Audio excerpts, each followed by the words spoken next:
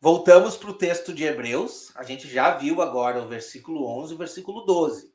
Ficou claro que estamos falando que este momento é o momento da volta de Cristo, aonde ele irá então mudar todo esse sistema, mudar toda essa criação que está corrompida.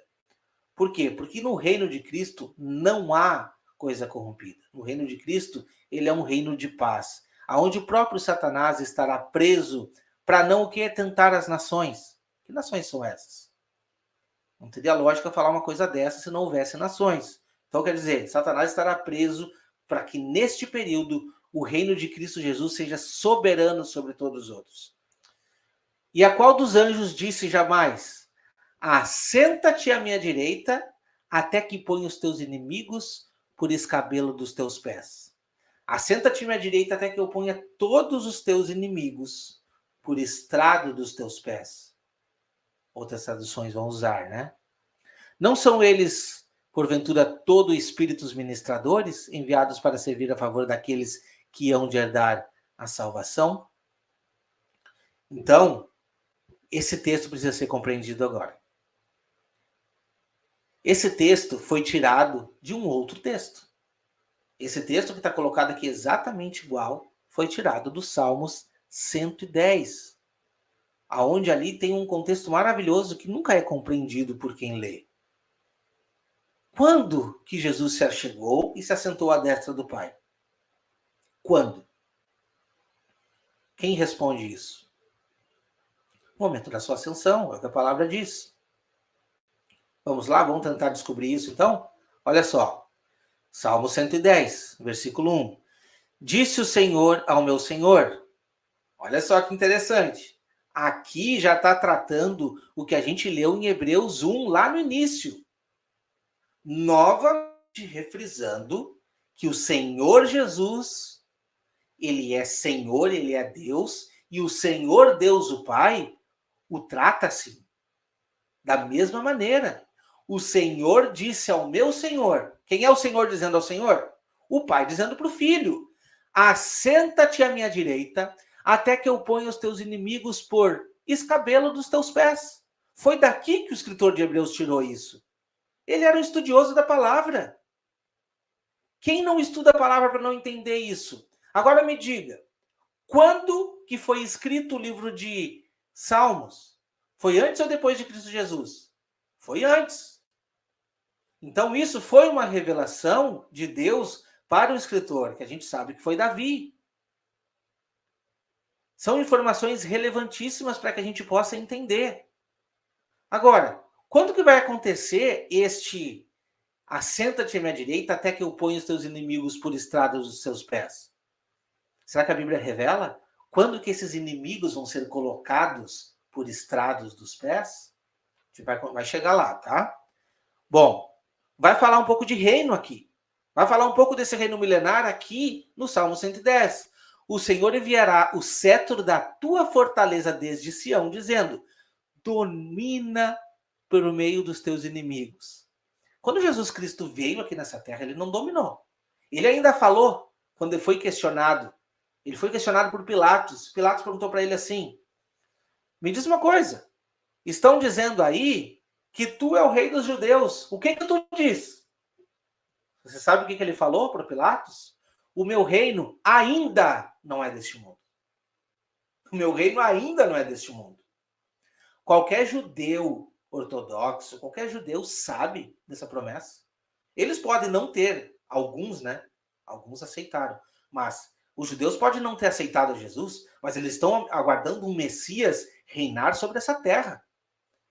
Essa promessa está contida desde o Antigo Testamento, que Jesus Cristo irá reinar sobre essa terra. Por quê? Porque os textos estão claros apontando sobre isso. Entenderam? E a gente precisa entender sobre isso. Um reino milenar, palpável e real, aonde o Pai vai passar toda a autoridade. Aliás, já passou a autoridade para o Filho fazer isso, mas esse é o momento em que Jesus Cristo será rei sobre toda a terra, sobre todas as nações, como diz o texto. O teu povo será muito voluntário no dia do teu poder. Quando que ele vai ter o poder? Exatamente depois do toque da sétima trombeta, quando ele voltar.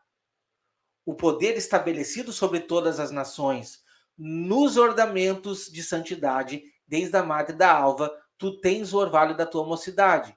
Jurou o Senhor e não se arrependerá. Tu és um sacerdote eterno, segundo a ordem de Melquisedeque.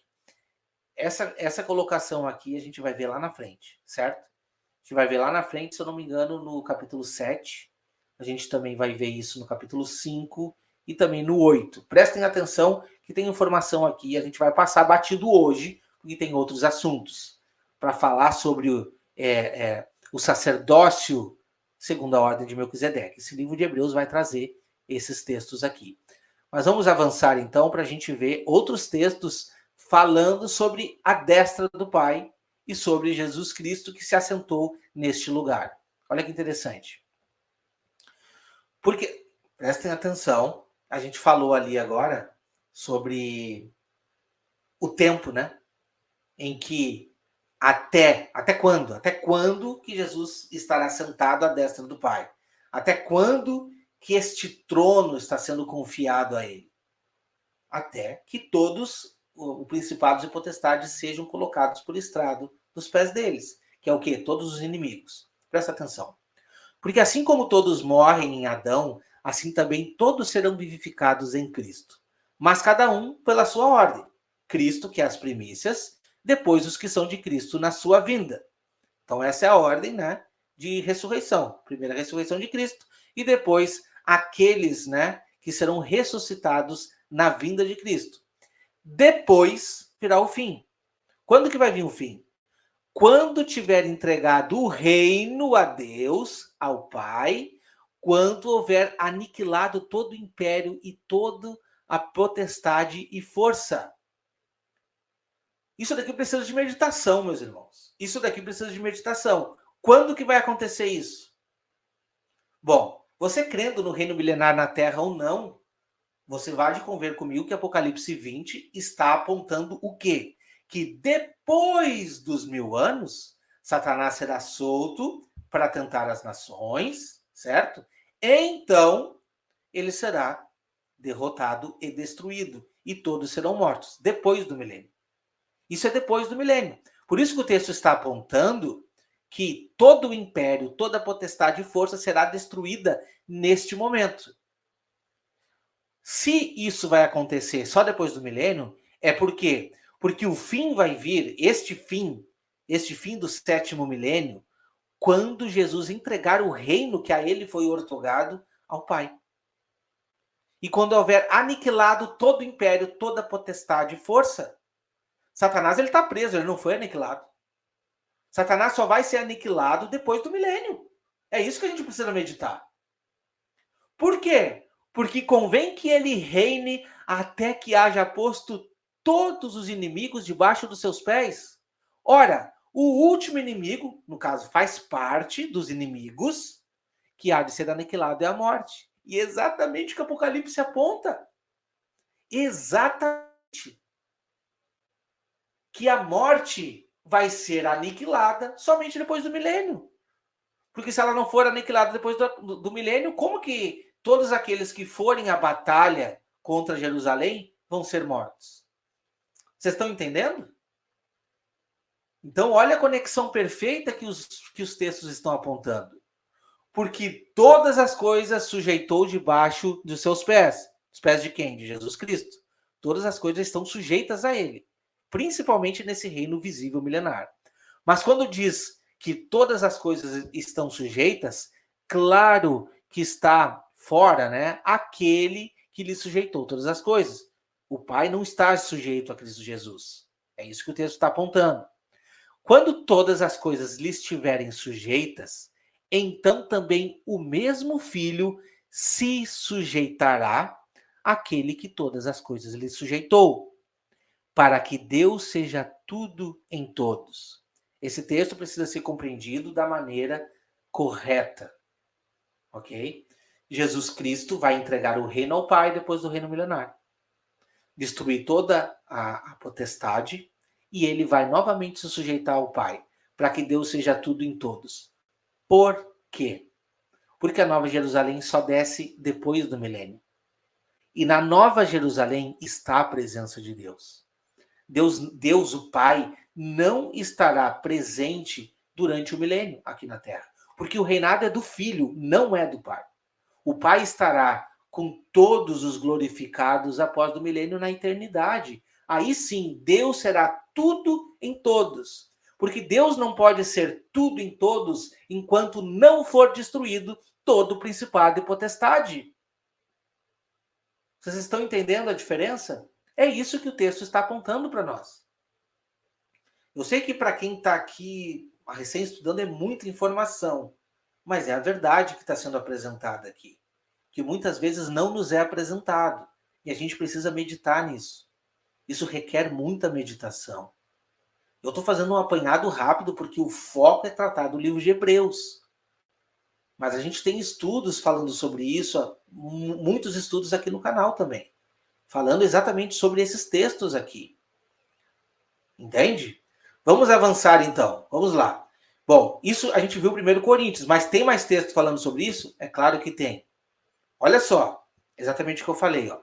Acabando-se os 1000 anos, Satanás será solto da sua prisão e sairá a enganar as nações que estão sobre os 4 cantos da terra, Gog e Magog, cujo número é como a areia do mar, para ajuntar em batalha. Vou fazer uma pergunta aí, principalmente para adventistas. Uma perguntinha, chega pertinho de mim aqui. Que nações são essas? Você nunca se perguntou isso? Que nações são essas? Ah, essas são as nações, sei lá, de Deus, tentaram. Ele vai tentar. É mesmo? Bom, se os santos já estarão glorificados, Satanás não tem poder algum sobre eles. Que nações são essas? Ah, todo mundo estava morto e foi ressuscitado. Não, não é isso. Não é isso, porque os profetas apontam quem são essas nações. São as nações que serão governadas por Cristo Jesus e pela igreja. E são essas que vão se revelar para fazer o ataque contra a Nova Jerusalém, para tentar, né? Aí vai descer fogo do céu e consumir, como diz aqui. O diabo que os enganava foi lançado no lago de fogo e enxofre. Não, primeiro está aqui, né? E subiram sobre a largura da terra e cercaram o arraial dos santos. Aqui tem outra questão aqui. Ó. Vamos lá. Eu quero chamar você essa meditação aqui. Subiram sobre a largura da terra e cercaram o arraial dos santos. Arraial dos santos? Como assim, irmãos? Tinha gente aqui na terra antes? É isso que a gente precisa meditar. Isso está acontecendo durante o milênio, no final do milênio, no caso. Né? E além do arraial dos santos, a cidade amada.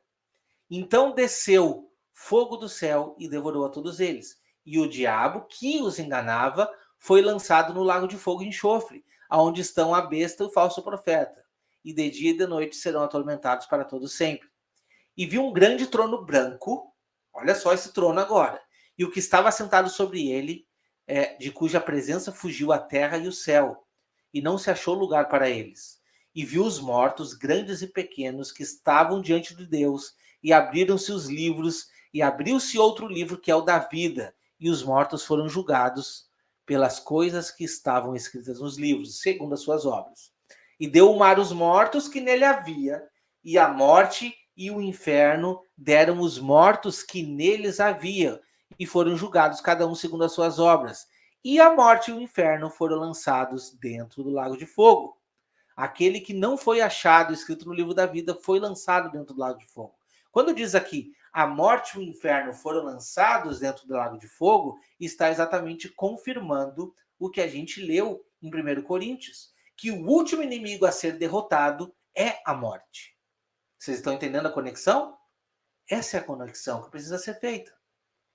Mas tudo isso apontando exatamente para a troca. Está trocando o ambiente.